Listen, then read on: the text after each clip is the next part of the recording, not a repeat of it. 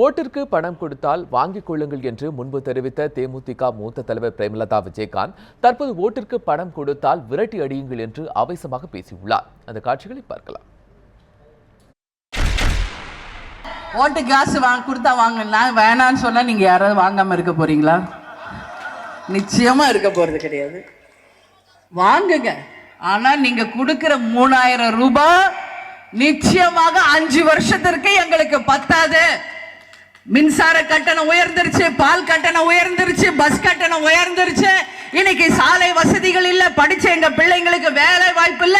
குடி தண்ணீருக்கு நாங்க இவ்வளவு செலவு பண்றோம். தரமான குடி தண்ணீர் இல்லாதனால ஆஸ்பத்திரிக்கு நாங்க இவ்வளவு தூரம் செலவு பண்ண வேண்டியிருக்கு. மேடு பள்ளத்துல டிரைவ் பண்றதுனால எங்களுடைய வெஹிக்கிள்ஸ் மெயின்டெனன்ஸ் இவ்வளவு ஆயிருக்கு அப்படின்னு நீங்க கணக்கு எடுத்தீங்கன்னா குறைஞ்சபட்சம் ஒவ்வொருத்தருக்கும் ஒரு லட்சம் ரூபாவது அவங்க ஓட்டுக்கு காசு கொடுத்துட்டு உங்க வாக்குகளை வாங்கட்டும்.